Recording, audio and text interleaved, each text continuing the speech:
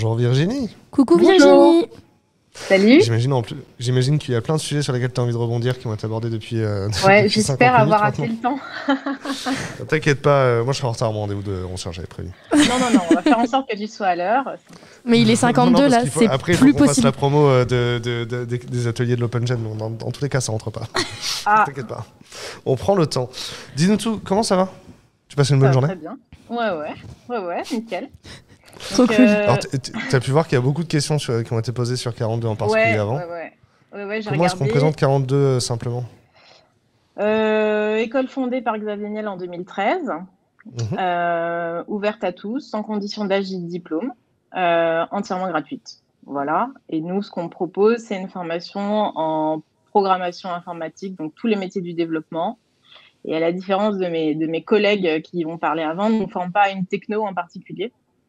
Notre principe, c'est de dire que les technos évoluent constamment et que du coup, on apprend en fait une méthodologie de travail, ce qu'on appelle le peer learning, donc peer-to-peer. Donc les étudiants entre eux apprennent, ils se corrigent entre eux et on a tout un système de gamification. Il faut imaginer en fait la formation comme un jeu vidéo où en fait on commence tous au même projet. Donc c'est des projets où en fait les étudiants vont créer des programmes informatiques. Et une fois qu'ils ont fini le programme, ils vont demander à être corrigés. Donc là, ils vont avoir des étudiants disponibles pour les corriger. C'est aléatoire et du coup, c'est comment dire, c'est au random quoi. Donc on Mhm. rencontre des nouveaux étudiants quand on fait ces corrections et si l'étudiant a réussi le projet, il passe au projet suivant, il gagne des points et passe au projet suivant et ainsi de suite. Donc du coup, on a un premier, le cursus se passe en 2 temps, un premier temps qui dure environ 1 an et demi, mais chaque étudiant peut avancer à son rythme. Et un deuxième temps qui est plutôt une spécialisation, où là, les étudiants peuvent faire des stages, de l'apprentissage, poursuivre sur des projets en intelligence artificielle, cybersécurité, sécurité, admin 6, infra, etc., pour voir un peu tous les métiers. Mais en fait, il faut vraiment garder en tête que c'est l'étudiant qui crée son propre cursus. Mis à part, Ouais. en fait, ce tronc commun où ils sont obligés, en fait, de passer par les mêmes projets. Voilà, en gros. Est-ce qu'il y a de l'apprentissage du coup, ou est-ce qu'on peut faire une forme d'alternance avec 42? Ouais, une fois la première partie du cursus validée, on peut faire, bien sûr, de l'apprentissage, de l'alternance, du stage, voilà.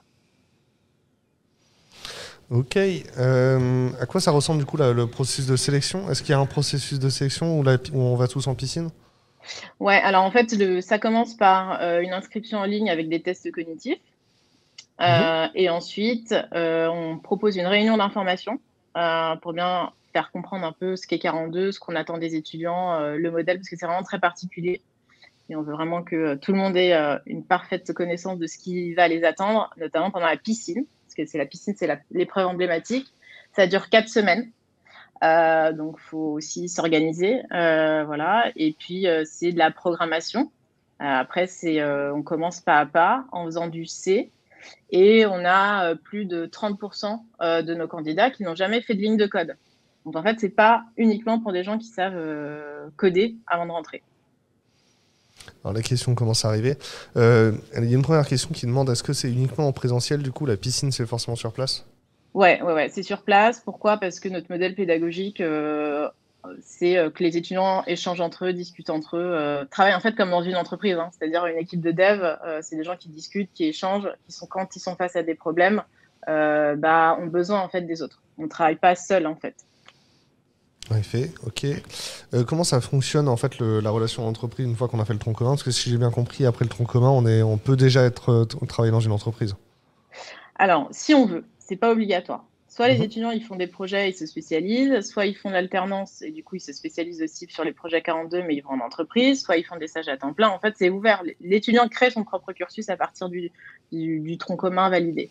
Sur les relations entreprises, nous, ce qu'on propose, c'est un ensemble d'événements qu'on organise tout au long de l'année. Donc, c'est des événements de recrutement, des meet-up, des conférences, des retours d'expérience par des alumni, pour que les étudiants, en fait, ils aient un peu plus de connaissances sur ce qui va les attendre à la sortie, quoi, globalement. Alors Martin nous dit qu'il y a effectivement des étudiants qui renseignent sur les CV, les paliers atteints dans 42 sur leur CV. Ouais. Pour les entreprises, comment on explique les paliers, combien il y en a, comment est-ce qu'on se représente en fait ce que c'est un palier?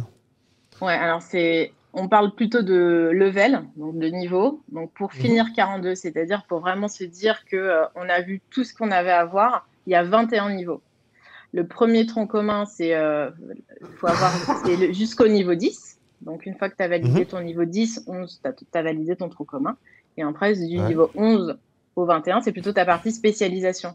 Mais aussi, on a pas mal d'étudiants qui, en fait, ont des opportunités d'emploi après le niveau 10, 11, et du coup, quittent avant. Et là, tant mieux, je viens de dire, on a fait notre job, parce que notre objectif, c'est d'accompagner tous ces jeunes vers l'emploi, quoi. Voilà. Et le tronc commun, il dure combien de temps, du coup? Maximum 1 an et demi. Mais on a des étudiants qui finissent en quelques mois. Ça dépend. Chacun va à son rythme, en fait. L'école est ouverte 24, 7. On a ses projets. Et du coup, ils viennent quand ils veulent pour travailler. Et c'est quoi votre record? la personne qui a pris le moins de temps? Niveau 21 en 1 an et 8 mois. Un truc comme ça. Alors 1 an et 8 mois 4 ans. Ouais. Putain, ouais, c'est bien. Ouais, c'est bien. Une savent qu'on mette en place un employé du mois chez We Love Dev, mais elle est déjà trop tournée sur la compétition. Genre, tu vois, déjà, tu lui parles, elle a jamais fait de formation de dev, tu as une formation de journaliste, et tu lui parles des niveaux de 42, elle est là en mode vas-y, j'ai presque envie d'essayer pour savoir si je suis la meilleure, quoi. Nous, on a tout un tas d'outils de gamification, tu sais, avec des badges, des badges à collecter. Si tu te connectes, je sais pas combien d'heures, tu as des badges, tu gagnes des points. On a des coalitions, un peu comme dans Harry Potter, avec des maisons. Où en fait, c'est toute l'année, c'est une compète entre les étudiants de se dire, plus tu rapportes de points, plus tu gagnes de points d'expérience sur tes projets, plus tu rapportes de points à ton groupe. Et celui qui a rapporté le plus de points, le groupe qui a rapporté le plus de points, il a une super soirée organisée à ses couleurs dans 42. On a plein d'idées. Hein. Si tu veux, une SAF, quand tu veux, on en discute. En plus, c'est une SAF, elle a pour projet de vivre à Paris un jour dans sa vie. Donc, je veux essayer. Clément demande s'il y a un intérêt pédagogique à la piscine. Est-ce que, comme le wagon, il y a une notion de l'intensité, ça nous aide à apprendre? Oui, c'est ce que disait un peu Valérie aussi sur le développement. En fait, on utilise des langages de programmation. Les langages, c'est comme des langues étrangères. On a beau faire, alors, je pense que toute sa vie, toute sa vie scolaire, 1 heure d'anglais par semaine, on n'est pas bilingue. Mais quand on est full time pendant 4 semaines, pendant 1 mois intensif, on fait que de l'anglais ou une autre langue comme un langage de programmation, et au bout, on a acquis énormément de choses, quoi. C'est bon aussi pour la plasticité cérébrale. Ouais, c'est pour ça la piscine. Et c'est aussi, j'ai envie de dire, un peu le try and buy de la pédagogie 42, quoi. On a 4 semaines pour tester si cette pédagogie, en fait, elle nous convient en tant qu'étudiant, futur étudiant. Charlotte dit qu'INSA va se lancer dans une conversion. Ok, donc INSA va partir à 42 et Charlotte va partir à 3WA. Moi, je vais devoir re-recruter encore. Et on a besoin de plus de filles, donc nous, ça nous va très bien. Mais ici aussi, on a besoin de plus de filles. On est 3 filles sur 11 déjà. C'est bien. C'est bien, est-ce qu'il y a une plateforme Job Seeker à 42? On a une plateforme pour déposer des offres de stage et d'emploi qui s'appelle entreprise.42.fr. Qui est accessible aux entreprises gratuitement et aux étudiants quand ils sont étudiants sur l'intranet. Et ils peuvent voir toutes les offres de stage. Trop bien, ça. Il y a quelqu'un qui est une fille. Bien. Elle demande, du coup, alors elle demande, tu as dit que vous étudiez tous les langages, mais est-ce qu'il y en a en particulier quand même? En fait, tu as parlé du C. Ouais, au début du C. Après, on a C++, du web, du Python. En fait, après, ça va dépendre des projets qu'ils vont réaliser, quoi. Si on fait tout ce qui va être, par exemple, projet en développement mobile, ça va être des langages appropriés à ça. Après, on a aussi des projets où c'est les étudiants qui choisissent le langage le plus approprié. Et puis, vraiment, en fait, il n'y a pas de limite dans le langage. C'est un moyen, en fait, pour faire le projet. Bon, c'est cool, on a posé un peu toutes les questions. Est-ce que vous avez un profil d'étudiant en particulier qui s'entend bien, qui se retrouve bien à 42? J'ai compris du coup que les gens qui aiment la compétition sont bien à 42. Pas uniquement. Non, mais on a, c'est ouvert. Enfin, on a tout type de profil. On a des gens en reconversion, des gens qui viennent tout de suite après le bac, des gens qui étaient ostéopathes, moniteurs de voile, joueurs de poker pro, médecins, dentistes. On a des dentistes. Donc, et c'est ça en fait 42, c'est avoir des gens un peu de tout milieu qui viennent en fait apprendre à dev. Et c'est ça qui est vraiment cool. Après, on a ouvert aussi tout un maillage de campus à l'international. Donc, on est présent aujourd'hui dans 22 pays dans le monde. On a 36 campus, donc du Brésil au Japon jusqu'en Australie. Et on a 12 000 étudiants en fait, dans le monde entier aujourd'hui qui suivent notre formation. Voilà. Ouais, y a Redouane qui pose la question pourquoi 42 ? Alors, c'est une référence geek du guide du voyageur intergalactique. Je t'invite à le lire. Voilà. Pour avoir la réponse à cette question.